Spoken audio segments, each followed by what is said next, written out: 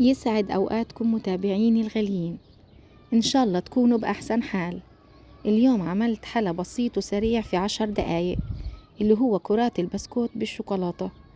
طبعا هي أول مرة أعمل حلا من 8 شهور، يعني من بداية الحرب.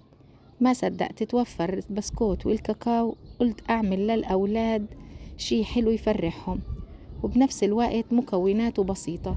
والحمد لله على كل حال، ربنا يديمها من نعمة ويحفظها من زوال، وإن شاء الله ربنا يفرجها علينا ويبدلها الحال. ويلا نبدأ الفيديو. بسم الله. أول شي بنجيب 200 جرام من بسكوت الشاي السادة، وبعدين بنطحنه ناعم،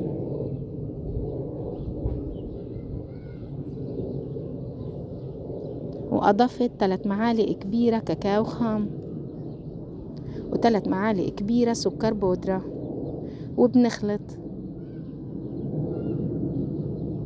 بعدين بنضيف 3 معالق كبيرة زيت، ونص كاسة حليب،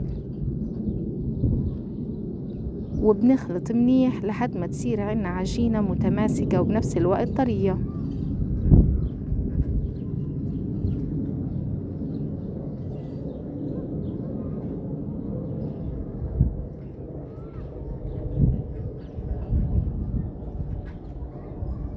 وهلأ بنشكلها لكرات متوسطة الحجم.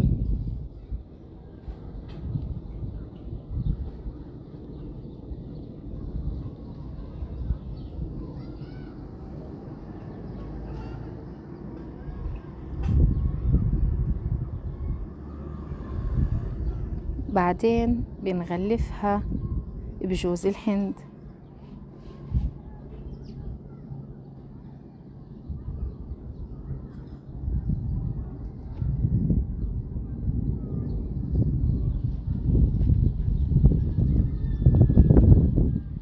وبنكمل بقية الكرات بنفس الطريقة.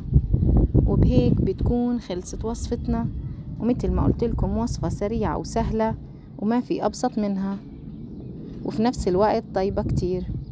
وإن شاء الله صحة وهنا يا رب.